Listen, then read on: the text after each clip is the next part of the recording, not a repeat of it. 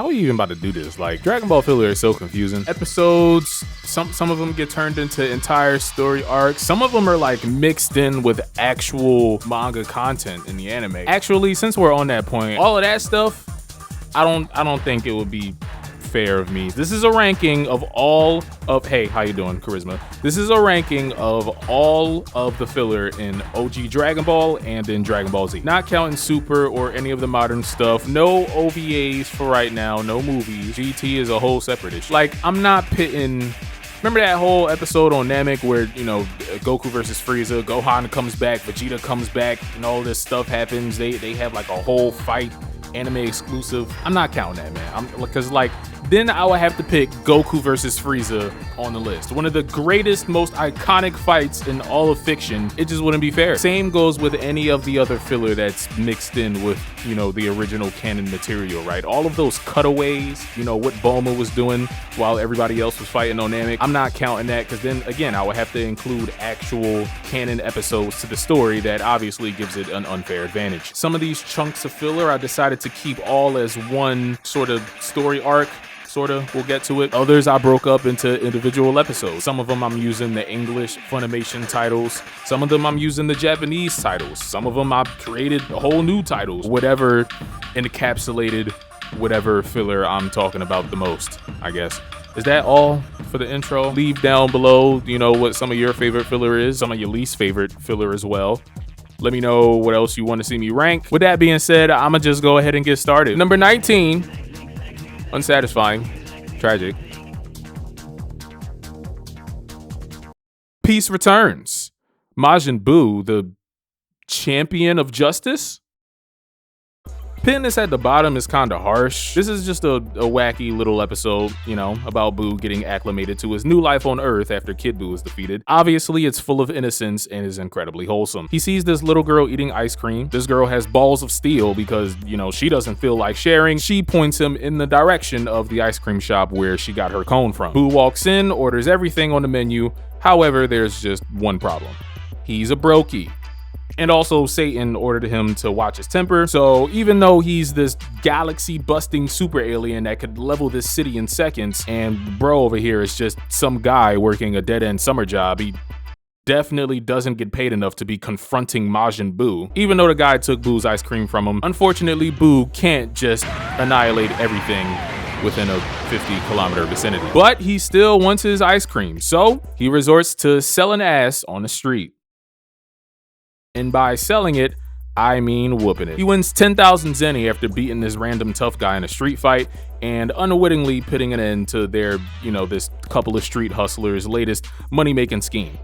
And then he gets his ice cream. You love to see it. Later on, he becomes Bulma's bodyguard for the day and actually ends up saving her from a bank robbery conducted by those very same guys from earlier in the episode trying to make their money back. And I'm saying this episode's none too crazy. Harmless fun.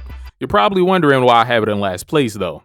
Well, it's because everything that I just talked about, that was only half of the episode. The entire first half of the episode is literally just manga chapter 517. Before the time skip kicked in, when everyone had that big reunion at the lookout, this is the type of stuff that I was talking about. Filler and canon being mixed in. I was honestly trying to decide if I should even count this just because of Buu. You know what I'm saying? Buu is best boy. I feel like just because of that, it warranted an inclusion here. And also I was, you know, really tickled by just how similar Buu was to, you know, Goku's first time in the city when he was a child. It was really cool. Still, unfortunately, takes a hit in the rankings though because of totally made up rules that nobody truly cares about. If I had an entire episode like this of Majin Buu shenanigans in Satan City, obviously the episode would rank much higher. This is at the bottom of the list, not because it's bad, but because of technicalities. Now, number 18. What we got? A hard problem for Goku? Take back the Dragon Balls. This is one of the fillers that I was definitely going to count, but again, I had to figure out whether or not I wanted to count these episodes individually or as one giant thing. I decided to go with just breaking up that whole 10-day rest period before the Cell games, mainly because there is, again, actual canon stuff mixed in there, you know, with Dende and stuff. This is the singular episode that happens after Goku brings Dende to Earth to be the new Guardian. In it, he's going around the world looking for the Dragon Balls. He sees on the radar that 2 of them are on the move nearby, so he goes to check it out. He runs into Tao Pai Pai, still a cyborg from the end of Dragon Ball. He's working for this underground mafia boss. Goku pulls up. Tao quickly realizes that he will be no match for an adult version, Super Saiyan adult version of Goku in a fight. Grade 4 Super Saiyan, by the way.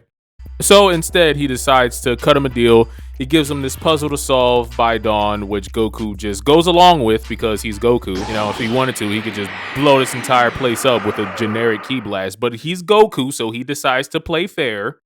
He manages to untangle the puzzle rings just in time, fair and square. So Tao forks over the 2 Dragon Balls that he has without any issue. I think that's Aura, I think. Yeah, I mean, this episode was a little bit funny. Was this episode funny? I feel like it's meandering. Like, they couldn't have come up with anything better than this. I get why it exists, right? Tao shows up in that episode with Gohan and Lime. Whoever was in charge of writing that episode probably didn't want to waste the opportunity to bring back Tao, so I guess made this episode as well as an excuse to have Goku and Tao reunite after all this time. They could have just had Goku show up in the Lime episode. In fact, he did. It's just he and Tao didn't cross paths for some reason. In my opinion, this whole episode just was not really necessary. If they really wanted to include, you know, an episode where Goku's going around gathering the Dragon Balls after bringing Dende over, again, it's like they couldn't have come up with anything better than Goku just untangling some rings the entire episode, like me when my house keys get stuck in an awkward position. The best part of this episode by far is all of the stuff with Mr. Satan at the start of the episode, performing all these ridiculous feats of strength on television. Definitely one of the weakest characters in all of Dragon Ball, but it's like he can still pull 4 whole transit buses by himself. Hey, Deku, watch out, bro. Number 17. Android 17. We got the 22nd tournament training arc. I think I like the idea of this arc more than its execution. I'm gonna be honest, I just don't think any of these episodes are really all that interesting. Except for like 2. But overall, like, they're just okay. This is supposed to be our peek into Goku's 3-year training session, free roaming the world in preparation for the 22nd tournament, the one with Tien that gets completely skipped over in the manga, unfortunately. It, like, literally the next chapter is tournament start. This is another chunk of episodes that's structured very episodically, kind of like the Cell game stuff. However, I decided to keep these episodes grouped together because, like, what, you expected consistency out of this video? Except for one episode at the very end that's after the time skip that we'll get to later. But in terms of the other 4, where Goku's just going around visiting these different locations, let's be real, they're all kind of the same exact episode. Some are better than others. My favorite episode, personally, is the one with Rising Dragon and Sky Dragon. Goku finds himself in the middle of this hostile takeover of this martial arts dojo in the middle of nowhere. He just wants to challenge the strongest warrior in the village to a fight, who turns out to be this extremely honorable old man with a really cool after image technique. But he's too busy fighting, defending his dojo. But he also can't really defend himself because he's actually sick.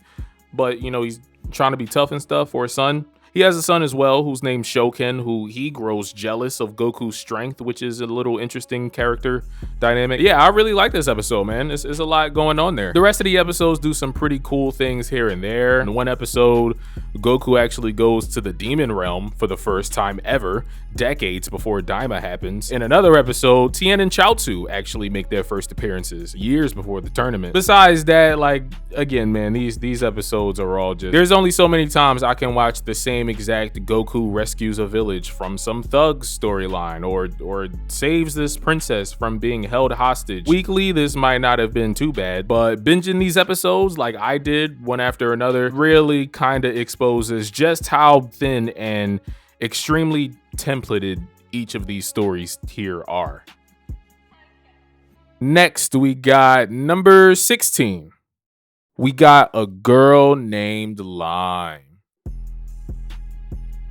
This is a Gohan-centric episode, and I love it. It's not as deep or as emotional as a bunch of the other Gohan episodes on this list that we'll get to, trust me. But it's all right, you know. At worst, it's just kind of forgettable. Not for me though, because there's a bunch of Toonami nostalgia attached to this for me. But I guess I use the word forgettable because this is another one of those meandering kind of episodes. While enjoying some downtime before the Cell games after exiting the time chamber, Gohan rescues this random girl named Lime from falling into a river. He then pays a visit to her village where the mayor there is using the Cell games crisis to get all the villagers to donate everything they have to him. The mayor even goes as far as hiring mercenary Tao to, you know, get everybody to fall in line. Meanwhile, the girl Lime has been playing tricks all around the village, basically crying wolf about Cell to freak everybody out. But eventually she gets caught and captured along with Gohan, who's still hanging around, while the mayor, in the midst of the pandemonium,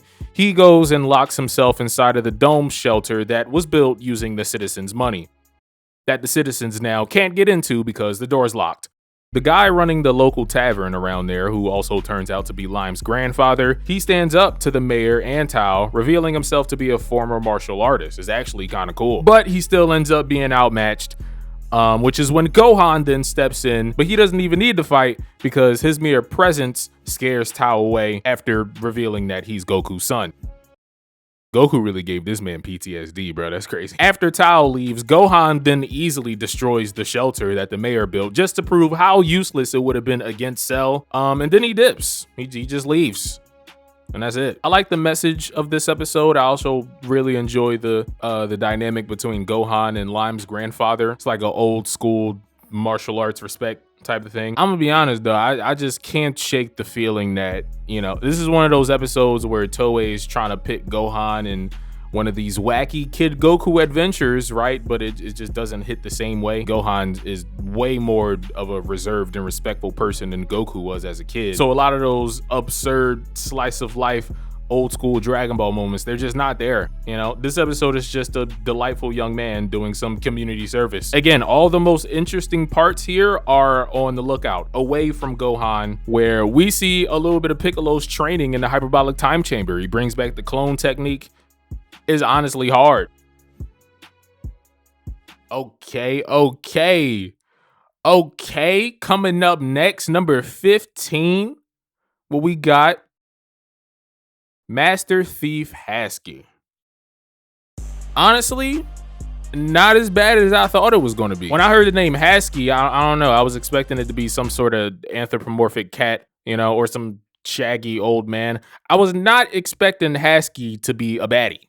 She kind of looks like Launch. So this episode happens right when Goku is visiting West City for the first time looking for Bulma to fix the Dragon Radar after it breaks at, you know, some point during the whole Muscle Tower fiasco. We get this little bit of filler here where Bulma is giving Goku a tour of West City. There's this thief that was hired by the Red Ribbon Army, following them the entire time to get the 2 Dragon Balls that Goku has. This takes them all the way to this amusement park in the sky. A whole bunch of hijinks ensue. Oolong, Puar, and Yamcha also get brought into this, despite the latter being in the doghouse with Bulma currently, so they're arguing the entire time. Hasky's using this disguise as a fortune teller, you know, a little bit of womanly charm sprinkled in there as well to get her hands on the Dragon Balls, which is still proving to be a bit of a challenge for her thanks to shenanigans from the very clueless Goku and even more so Bulma. So she resorts to the thing that every villain does at some point, just blow everything up. Goku captures Hasky before she can escape with the Dragon Balls that she got from seducing Yamcha. Luckily, the bomb that was set to detonate, it was a fluke. Goku tickles Hasky to get her to drop the Dragon Balls, and the day is saved. Yeah, man, I just thought this was a fun little side quest. I miss little Dragon Ball adventures like this. This was way better than the Tao episode. It's the good old classic battle between master criminals who are actually very good at what they do versus the all-powerful monkey boy who has the situational awareness of a paper towel. Yamcha is getting his balls busted the entire time. I love it and hate it. I definitely want better for my boy. Bulma's jealous of him because the tournament gave him some fame. Yamcha got some hoes now. This entire thing is just classic vintage Dragon Ball, right? Nothing too insane and epic, but you know, if you watch it, you'll enjoy it. You'll have a fun time. I had a fun time. Number 14, Which way to Papaya Island?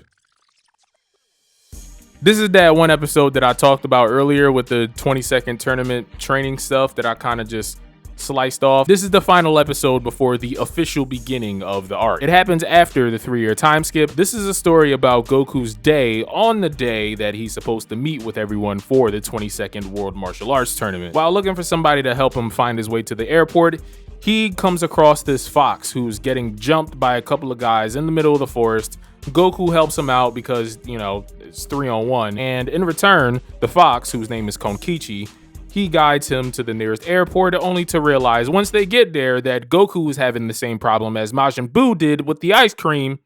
He doesn't have any money. So Konkichi helps my boy get to the bag. In the middle of all this, fortune teller Baba randomly shows up, and she scares Konkichi away because she's suspicious of what his true intentions are with Goku, kind of looking into his soul type stuff. After running away, Konkichi actually ends up running into the same guys from before. This is when it's revealed that Konkichi actually robbed them. Now that they've got him, they're going to force Konkichi to rob a bank. This is when Goku shows up right before Konkichi's about to go through with it. And, you know, after giving up the whole story, Goku then helps to clear Konkichi's name. However, in the process, he misses his flight to Papaya Island. So instead of taking a plane, he just decides to swim there instead. There's a bunch of cool stuff in this episode, man. First of all, I'm loving the maturity shown here from Goku, right? Understanding Konkichi's predicament. Despite being manipulated to a certain extent, he forgives him. This is definitely the same exact Goku that let Vegeta live and told Buu that he wanted to fight him again. Konkichi actually earned this forgiveness too. It didn't just come out of nowhere. For the entire episode, Konkichi's having these inner monologues to himself. You know, he's really trying to leave this old life of crime behind him. I thought Baba in this episode was cool as hell. Like, outside of all these supernatural things that she's able to do, right? Bringing people back from the dead. She is also just a regular fortune teller by trade, you know, that can read your emotions and probably predict your future and all stuff like that. I just find it amazing that they reverse engineered an entire episode with such great themes and lore built into it, all from one random throwaway line that Goku says in the manga when he arrives to check in for the tournament. Next, we got number 13.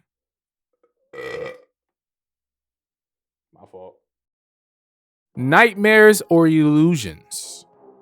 Goku and Gohan's father-son confrontation. This episode is beautiful. Occasionally with these filler scenes, we would just get such top-tier animation and art direction for absolutely no reason. This episode is basically a DBZ Kakarot mission where Goku and Vegeta, while inside of Buu's body after being absorbed as Vegito and then unfusing, they're looking for Gohan's, Goten's, Trunks', and Piccolo's bodies, and they end up running into a whole bunch of shit.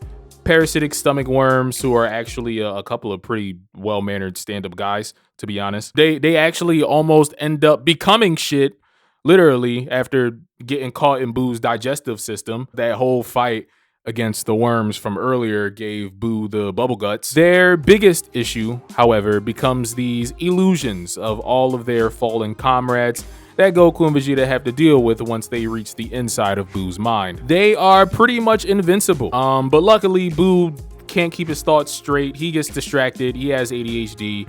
He starts thinking about a whole bunch of desserts. This turns all of the illusions that Goku and Vegeta were fighting against into desserts. This gives them their chance to escape.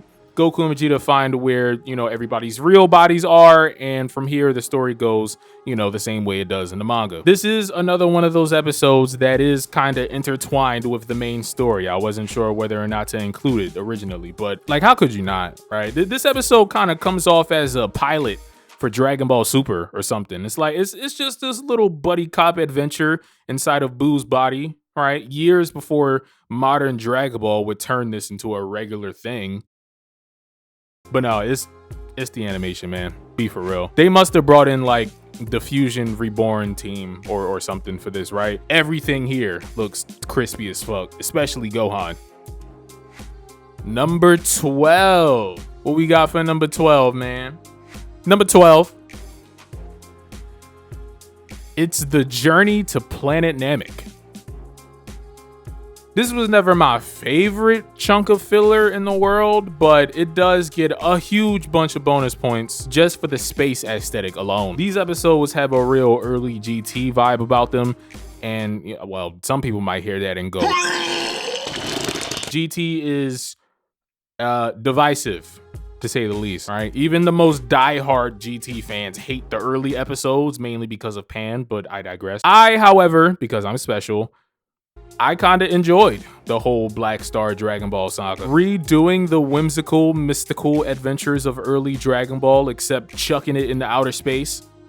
Take my money. This little Journey to Namek filler, yeah, it kind of reminds me of that because I saw GT first, unfortunately. If it makes you feel any better, I mean, this is nowhere near as long as the Black Star Dragon Ball saga, so, you know, it's easy to digest. This is only 2 short stories. One story is about Bulma, Krillin, and Gohan getting captured by this group of kids seeking revenge on Frieza for murdering their families and taking over their planet, who have this wicked sweet spacecraft with reflective camouflage technology is honestly boss as fuck. And then the other story is about Bulma, Krillin, and Gohan after using this shortcut that was given to them by the kids in the previous episode, landing on what they assume is Namek, but is actually a fake Namek. And all I hear in my head these days while watching these episodes is the abridged voices of these guys. Surprisingly, TFS didn't even really need to alter these guys' character that much. They are just as hilariously and very obviously creepy in the original version. Again, 2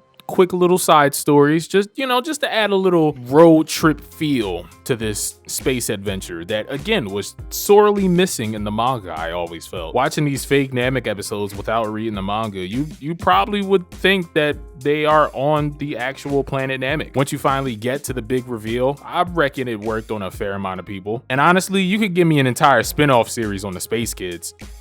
I wonder where they are now. If I had to guess, probably in the Galactic Patrol. Oh yeah, and of all people, Kui actually gets some sauce here in this filler. He's the one responsible for wiping out the kids' families, leading this army of Frieza soldiers to effectively colonize an entire planet. Look at my boy, man. You love to see it. On to number 11. We got Memories of Gohan. This is an episode about Gohan's birthday. His 11th birthday at number 11. You see what I did there? I promise this wasn't on purpose. Where Goku and Chi-Chi, they take turns reminiscing on the time when Gohan was first born. Chi-Chi tells the Ox King the story of how Gohan first got his name. Chi-Chi complaining about Goku's lack of manners, always trying to eat when, he has responsibilities and stuff. While doing all this moaning and groaning, she mentions Grandpa Gohan's name, which really perks up baby Gohan's ears. He loves the sound of that. And then Goku, later on in the episode, he has a whole totally separate flashback after arriving at this old apple tree with a hole in it, which reminds him about the time that baby Gohan caused this hole after almost smacking headfirst into the tree with his toy car that he had lost control of while rolling down a hill. Again, man, these extra little sprinkles of lore, man. Fantastic. Also, for the long-time casual viewers, just watching the anime week to week like a regular TV show, not really too deep into it, this will be a really great sudden reminder about Gohan's anger problems, which at this point in the anime we haven't seen for a while. Probably since the Namek Saga, which was years ago. This must have been a great little piece of subtle foreshadowing for all those people, for what's obviously about to happen in the battle with Cell. Hey man, this episode is for all the people out here trying to say Goku and Chi-Chi are bad parents. Here we see Goku actually bonding with his son, even though Chi-Chi still kind of is hard on him with his studies. In this episode, she actually gives the man a break, a day to do whatever he wants because it's his birthday. And what does he decide to do? He decides to spend it with his father. Aww. It's kind of funny though because Gohan is like still trying to study anyway, which is just so wholesome. He just wants to please his mom. Or it could be emotional trauma. Maybe the haters were right. I love this episode, man. Excellent quiet before the storm type shit, right? Where we just see Gohan spending some quality time with his family and Krillin, because he's there, celebrating life in the days before what would become his most challenging battle yet. All right, yo.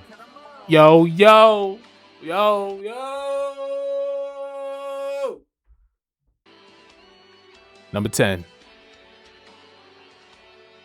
You're late, Goku. Everyone party! Yeah! This is another one of those sentimental episodes. Despite my raging Gohan bias, this episode I feel like edges out the one that I just talked about. I mean, this is essentially just a one giant full circle moment for the entire series. This takes place obviously after Buu is defeated, but before the 10-year time skip. It's technically, this is a Dragon Ball Super episode. It's basically an episode about Goku arriving late to a party hosted at Capsule Corp because he spent his entire day helping this bird protect her eggs that are about to hatch. Between the weather and other hungry animals, Goku has his hands full, right? Meanwhile, though, at the party, Chi-Chi is busy, let's just say, overcompensating for Goku's absence, which they try their best to ignore for most of the episode, but they just can't hide the depression anymore after Dende accidentally slips up and mentions Goku by name. Good job, Dende. Way to read the room. Just when the party is coming to an end and everyone is getting ready to leave, that's when Goku shows up. So the party gets extended for a little bit and everybody just stays up all night listening to Goku tell stories about, you know, all the wacky things that happened during his day. Yeah, man, I mean, this is just a very sweet episode, right? Depicting how much Goku was cared for by his friends and his family. Not just that, but again, it's one giant full circle moment for Goku's life and Dragon Ball as a whole. Goku started out in the wilderness as this monkey boy. Even after all of these trips across space, all these planet-threatening, universe-threatening conflicts and stuff, deep down inside, he still will always be that lovable little monkey boy that just wants to help people, right? People, animals, all living things. This obviously turned out not to be the end of Goku's story, but if we just ignore Daima and Super and GT for now, all of that, this is a wonderful, very touching episode where we are watching Goku return to his roots one final time before he passes the torch to the next generation and he says goodbye forever. Or I guess for about a year, you know, because GT. On to number 9. We have Goku meets Pilaf again. Ever since I've been reading Dragon Ball, for the longest time, I've been trying to figure out why I like Colonel Silver so much. Look at how much aura they give him in the anime, man. This is awesome. If you ever wanted to know, he's my favorite member of the Red Ribbon Army. That isn't an android, obviously. We don't care. Let me tell you something. We don't care. This is meant to take place immediately following the 21st martial arts tournament. Goku has begun his quest to reclaim his grandfather's 4-star ball. This ends up with him inadvertently getting tied up in this whole 3-way chase for Dragon Ball nearby, involving the aforementioned Colonel Silver, as well as the Pilaf gang, returning for the first time since the first arc, with Pilaf flexing his brand new high-tech giant flying fortress. Pilaf is the first to make contact with the Dragon Ball. He purchases it from a pawn shop, only to later realize that what he bought was a fake, and he's been finessed by the shop owner. Unfortunately, he only discovers this after returning to his ship. Just put that on pause for now. Before that, while still on his way out of the pawn shop, this is when Pilaf runs into Goku again. Goku's there looking for the Dragon Radar, which was stolen from him at the beginning of the episode by this random homeless kid trying to make a quick buck. Real quick, I just have to say about this kid, Goku's lived in the woods his entire life, right? So if he thinks you stink, you must really smell like shit. So yeah, after bumping into each other at the pawn shop, Goku then chases after Pilaf to get the Dragon Ball that he doesn't know is actually just a glass replica. Meanwhile, Colonel Silver is also in the area with the Red Ribbon Army. They're terrorizing the locals because despite all these fake Dragon Balls going around, there is still a real Dragon Ball somewhere nearby. The real Dragon Ball, though, it ends up getting carried away by some random bird all the way to the Ox King's village after finally relinquishing the fake Dragon Ball to Goku in this scheme to, you know, get him to go away. Pilaf then uses Shu to infiltrate the Ox King's village and distract him by pretending to be Goku here for his promised wedding with Chi-Chi. A couple years too early. While he's doing that, Pilaf and Mai, they're looking for the Dragon Ball so that they can steal it and run away. Unfortunately for Pilaf, though, this is when Colonel Silver shows up. A wild and actually pretty epic sky battle between Pilaf's giant fortress and a bunch of Red Ribbon Army fighter jets that ensues. Goku, the poor soul, he gets trapped in the middle of all this just trying to confront Pilaf about the fake Dragon Ball that he gave him. Colonel Silver blows Pilaf and his gang clear out of the sky. This explains why he has the Dragon Ball by the time Goku meets him in the actual story. The giant twist in all of this, obviously, if you read the story, is that this Dragon Ball that Goku's been chasing after the entire time is actually the 6-star ball, not the 4-star ball that he wants. And then after all of this settles down, we get a whole episode just glazing Colonel Silver, building him up for the eventual confrontation with Goku. It's honestly pretty heat, man. Like, Colonel Silver, underrated. Overall, though, again, this is just another one of those fun, really wacky Dragon Ball adventures. Classic. On to number 8. Android 8. He was just talking about the Red Ribbon Army and stuff. I got the Great Saiyaman Saga. This is one of those arcs that you can Netflix and chill with. Hey, DBZ ain't exactly my go-to choice for a mood setter, but the reason why I say that this would be great for something like that is because I literally have a first-hand example of it working. Contrary to how it may seem with me, you know, obsessing over fictional characters and stuff, to an unhealthy extent, I actually do have a girlfriend. Surprise, motherfucker. One random morning, I throw on these batch of episodes because, you know, I'm watching Dragon Ball, getting ready for the video. She's still like half asleep, sort of, but secretly she was up and she was watching it and she was starting to get, you know, kind of into it. She's not the biggest anime fan in the world. She dabbles. Everybody's seen Attack on Titan, right? DBZ has always kind of been a guy thing, though, right? Bro, at one point, she looked up at me and was like, is this Dragon Ball? You know what I'm saying? Asking me about Videl, asking me who she was. Where the fuck is Goku at? Where's all the big muscle guys fighting? Right? But I think I know why this arc got her attention. This whole section of the story with Gohan going to high school in the city, it's basically a Dragon Ball rom-com. The tension between Gohan and Videl here is just undeniable, man, to even the most casual viewer, clearly. All of the wacky, complicated teenage mind games that Gohan has to juggle here. This came out in the 90s. I could totally see any one of these episodes playing in the same block as other TV shows like, for example, like Saved by the Bell or Boy Meets World. I can't include the whole entire arc here. Again, filler mixed in with canon is kind of cheating, but even still, the two and, you know, a little bit of change of episodes that I am counting, that one episode where Gohan gets forced on this date with this chick that claims to know his quote unquote big secret. It's really just that he knows that he still wears tighty whities. And that other episode where Videl rescues the mayor of Satan City by themselves, yeah, they're still enjoyable enough. I get why my girl started getting into it. It's the perfect mix of comedy, romance, relatability, and even some classic Dragon Ball action for the fellas. Hard emphasis on relatability specifically, though, for me, because I just have a real soft spot for Gohan, man. I'll touch on it more when we get into it. Don't you dare click off the video. Number 7. 6, 7. The brain rot. The brain rot is getting to me.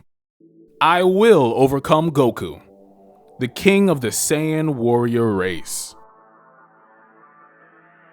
This episode is a beautifully fascinating dissection of Vegeta's character coming out of the Namek arc, right? He's been going hard with the training in Capsule Corp's gravity chamber, which has Bulma worried because, you know, she doesn't want him to hurt himself or destroy her house.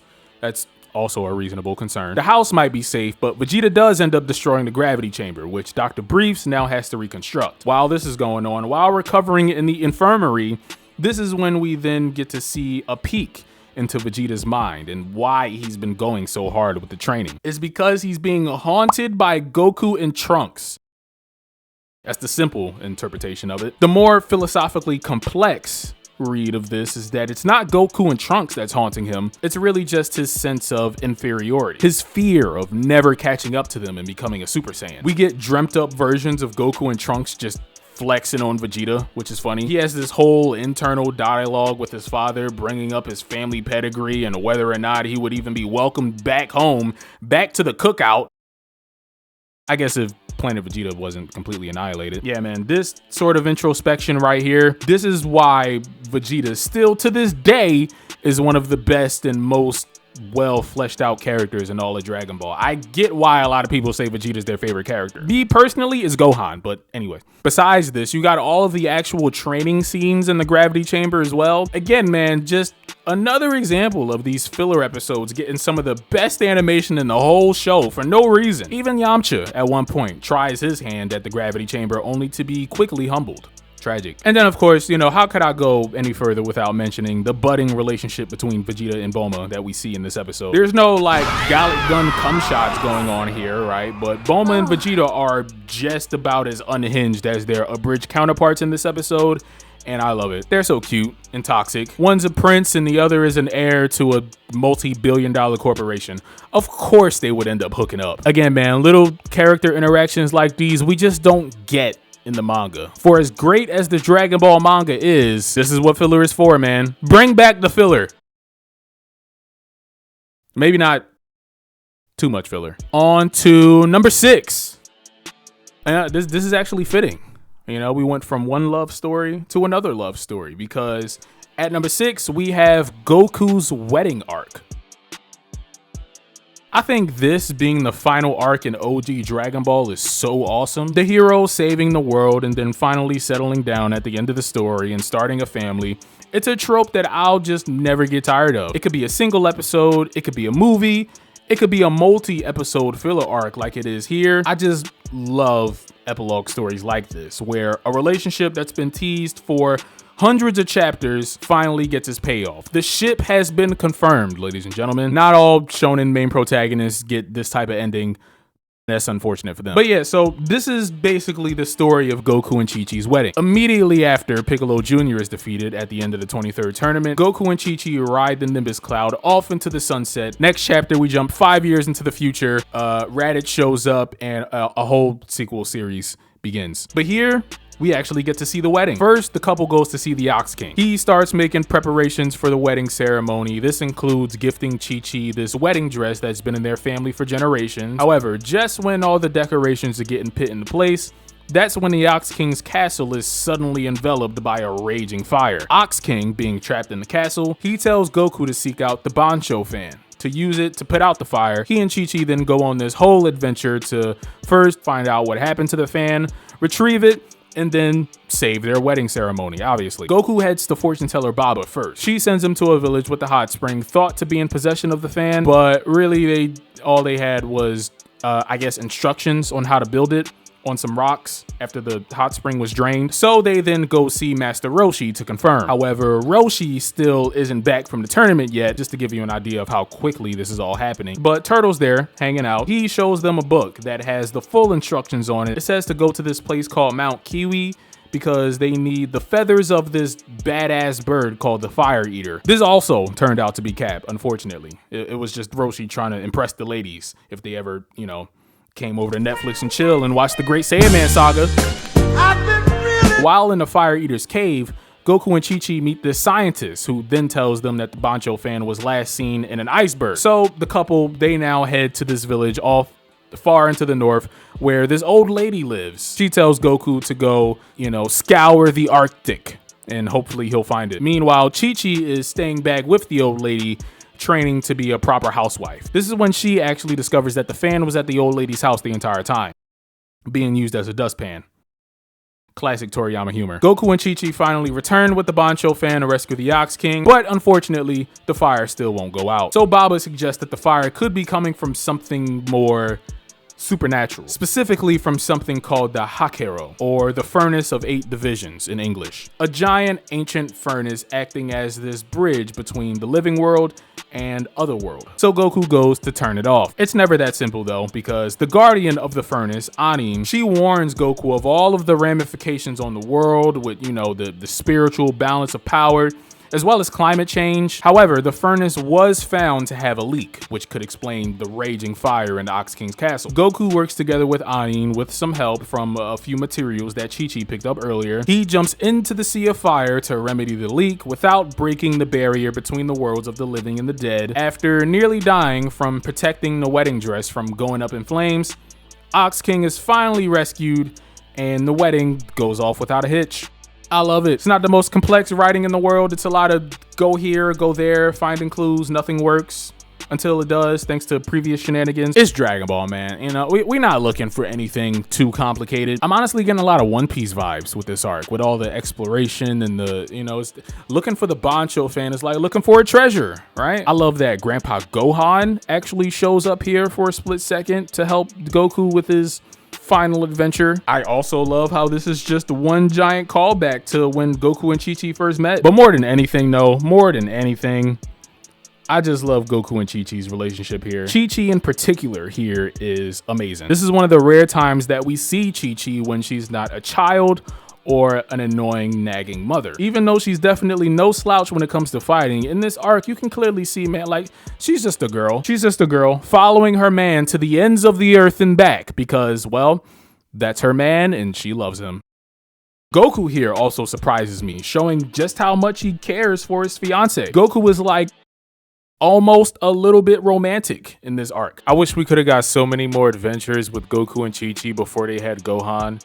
You know what I'm saying? This is like some Inuyasha shit. I feel like if this came out nowadays, like, you know, maybe Toei spruces up the animation a little bit, puts in a couple more fights for spectacle. This could have easily been like Dragon Ball The Last or something like that. And it probably would have made $1 billion. Top 5 time. The top 5 Dragon Ball fillers in all of history, objectively. We got at number 5, License Mastery, Goku's newest trial. Easily the funniest episode in all of Dragon Ball Z. That one scene where Goku chops off the steering wheel thinking that that would get the car to stop, it will never not be hilarious. It's the seriousness that really does it for me.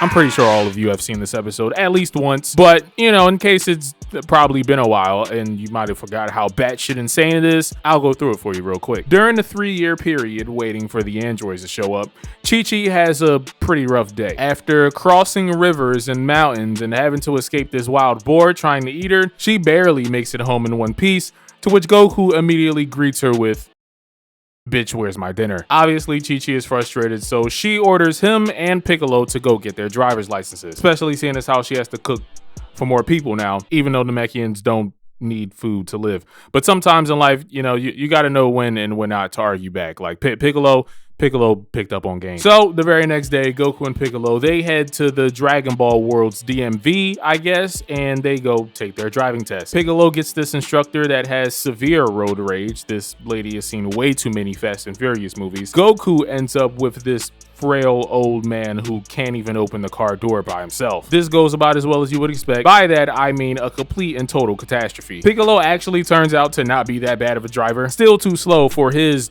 unhinged driving instructor, but Goku, on the other hand, is a literal safety hazard to everyone else around him.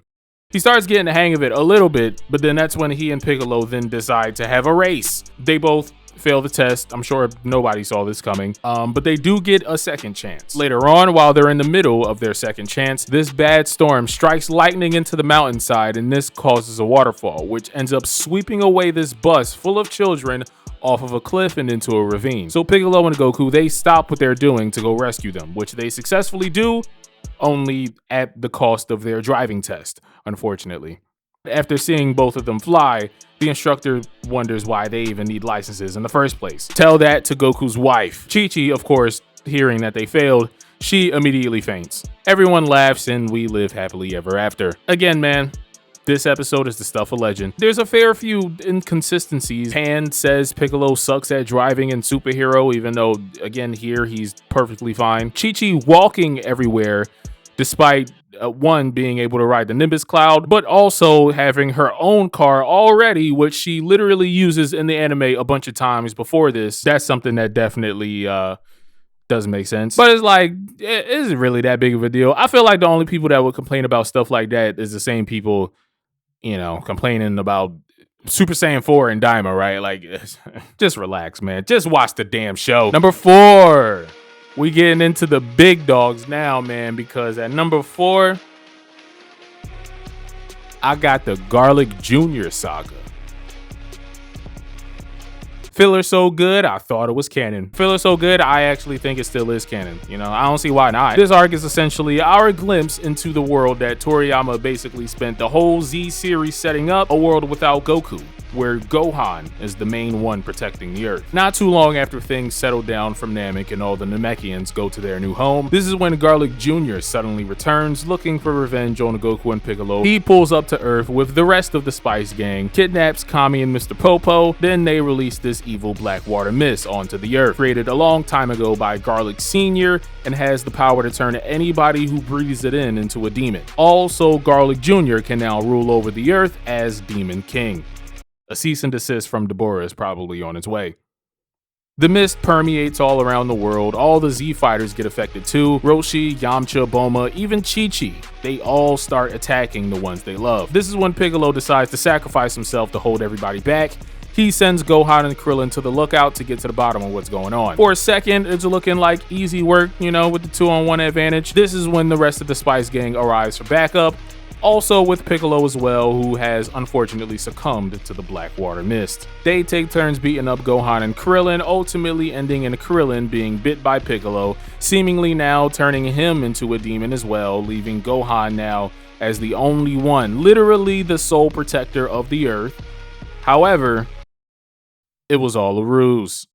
Turns out Namekians are actually immune to the black water mist, and this was all really just Piccolo's way of getting close to Garlic Jr. so that he can free Kami and Mr. Popo, so that they can now go and find this ancient sacred water to hopefully reverse the effects of the mist before the night is over and the effects turn permanent. It's a bit of a pickle therein, but hey, at least it's still an even 3v3. This is when Garlic Jr. reveals the Makyo Star, his home planet, which 1 in every 5 to 10,000 years, depending on the dub, passes by Earth and also just so happens to increase the strength of all of its inhabitants exponentially once they are near it. To make things worse, Kami and Popo aren't doing too well either. They're being hunted down by the spirits of all the former guardians of Earth, which is crazy. It's only because they're protecting the sacred treasure that Kami unfortunately had really no other choice but to break in and steal because of the circumstances, and you know, we don't have time to do all these formalities. Big epic 6-man final battle occurs. Garlic Jr. crashes out and summons the dead zone after Mr. Popo eventually purifies everybody with the sacred water, but Gohan in the end destroys the Makyo Star, which makes Garlic Jr. so weak that he ends up getting sucked back into the dead zone, this time for good. Kid Gohan planet level confirmed. Gohan is the MVP of this arc. He defeated all of the Spice Boys, including 2 of them that were roided out by the Makyo Star. He protected everyone from getting sucked into the dead zone with a barrier made from his own power. He went toe-to-toe with Garlic Jr. multiple times, even Piccolo when he was, you know, pretending to be evil. So we even got some training in as well. Gohan is my GOAT. I love this arc. The former Guardians of Earth, spirits on some Avatar shit, being a part of this was awesome. I haven't even really talked about the subplot with Krillin and his new girlfriend Marin, which has always been weird to me for obvious reasons. And why does she look almost exactly like Bulma? On to number 3, man. Top 3, one after another, classic after classic. You love to see it. Because we got the Otherworld tournament. Filler so good, I consider it canon.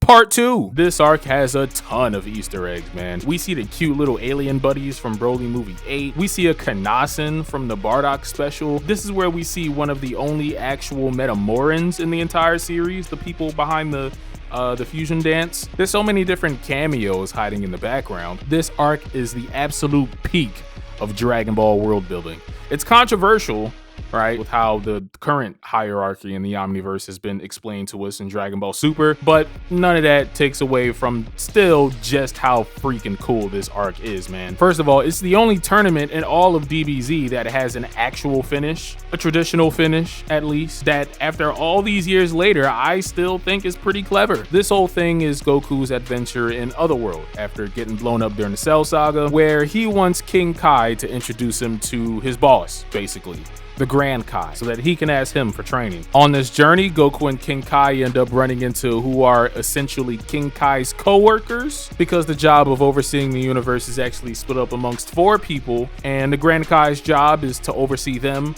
basically. So if you think about it, he's kind of the real King Kai. Anyways, everyone wants to see the Grand Kai all the time, not just Goku. Luckily for Goku though, the Grand Kai is actually in the mood for a new student this time around. But he wants to make things a little bit interesting. He decides to host this martial arts tournament with a bunch of fighters from all throughout history, and of course all the four Kais compete against each other to determine whose section of the universe is the best. One of the guys participating is a previous legend of Earth, kind of like Goku, who looks like Hercules. He's pretty chill. There's a bunch of guys that look like inspiration for a few of the gods of destruction, a few characters in Dragon Ball Super, to be honest. But of course, the one character that gets the most focus in this arc, other than Goku, it's this guy from the West Quadrant named Pikkon. The tournament is pretty fun. Some fights are serious. A lot of the fights are silly. Obviously, the final match ends up being a Goku versus Pikkon, and does it deliver? Absolutely. The art, it's crisp. The animation is on point. Pikkon is just Kirkland Piccolo, to be honest, but at least he has a really unique and diverse moveset. Out of all of the filler episodes that I've talked about on this list, this is easily the best fight that you'll see. Overall, man, this arc was just really, really fun. This is still all just one big rollout for the Supreme Kai at the end of the day, but like, I would do anything for more stories in Otherworld, man. Please bring back Janemba. Please bring back Janemba and make him canon. Number 2, man. This was a tough one, man. I ain't gonna lie. Blame it on nostalgia, because at number 2, I have the 23rd Tournament Training Arc.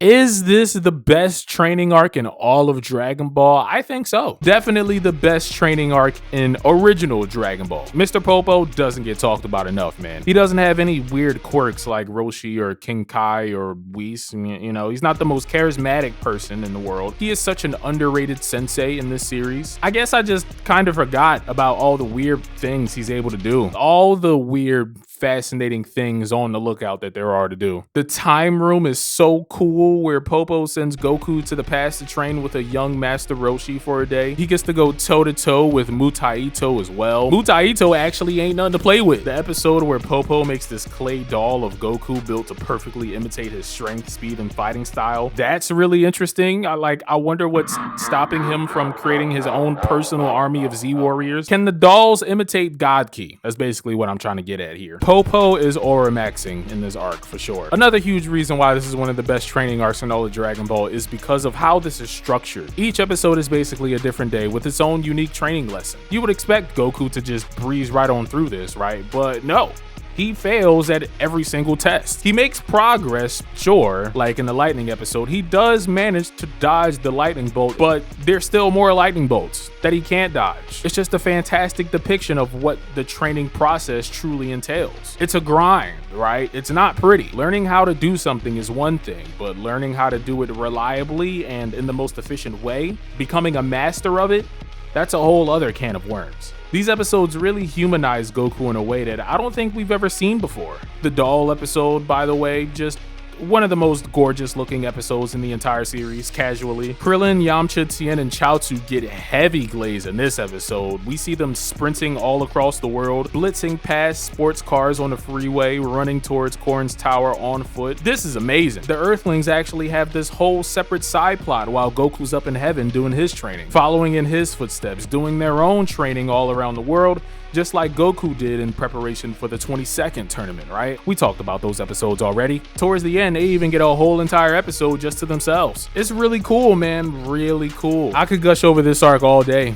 The overall themes of self-improvement here are timeless life lessons that anybody could apply to whatever it is they do. There's tons of foreshadowing for techniques that seem commonplace nowadays, right? But back then were so just being able to sense ki here and fly are such like wow, how could I ever hope to achieve such a level of power? Yeah, man, this is great.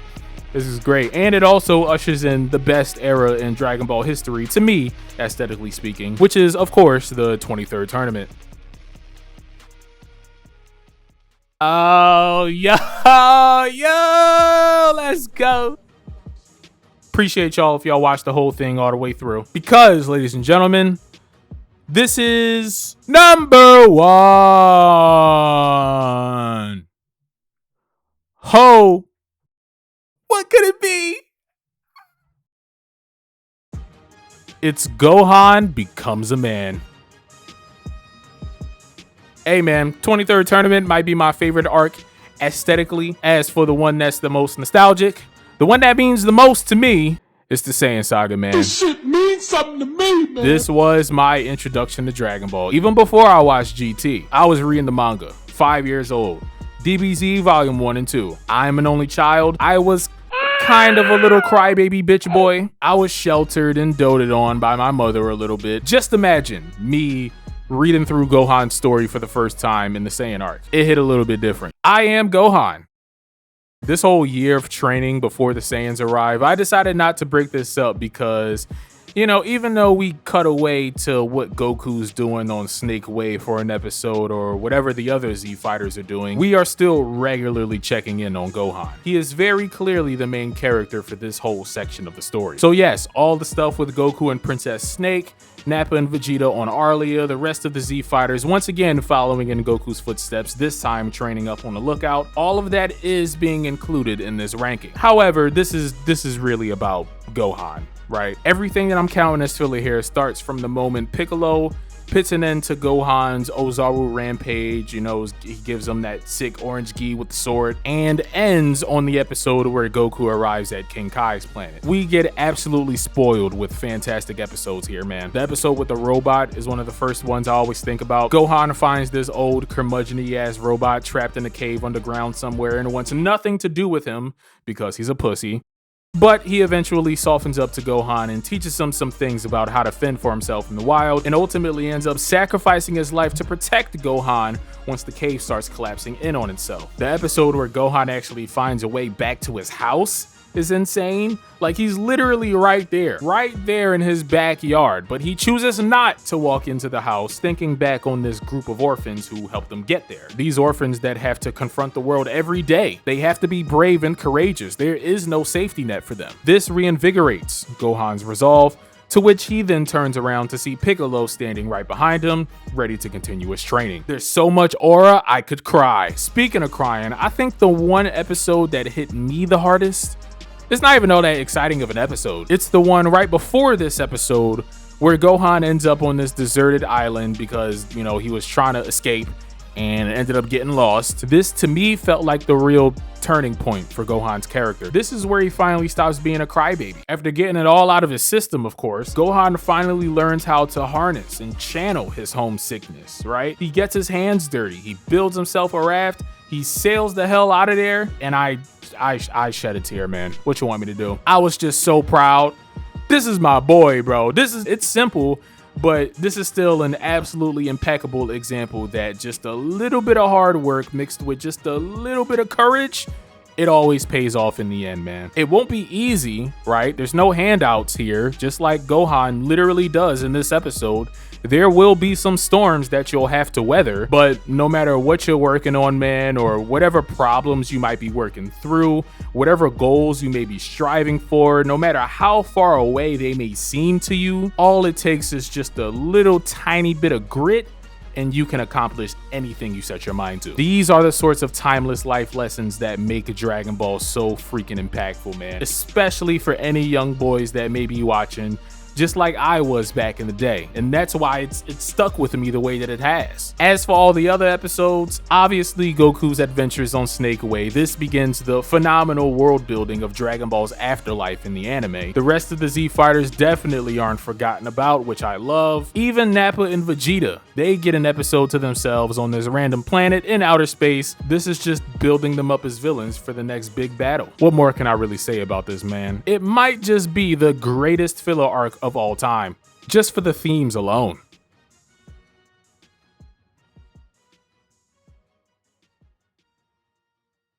On that note, I'm signing out, man. Let me know what y'all want to see me review next. Doesn't have to be Dragon Ball, could be anything. Be sure to check out some other videos. Leave in the comments below what, you know, some of your favorite filler episodes are and stuff like that.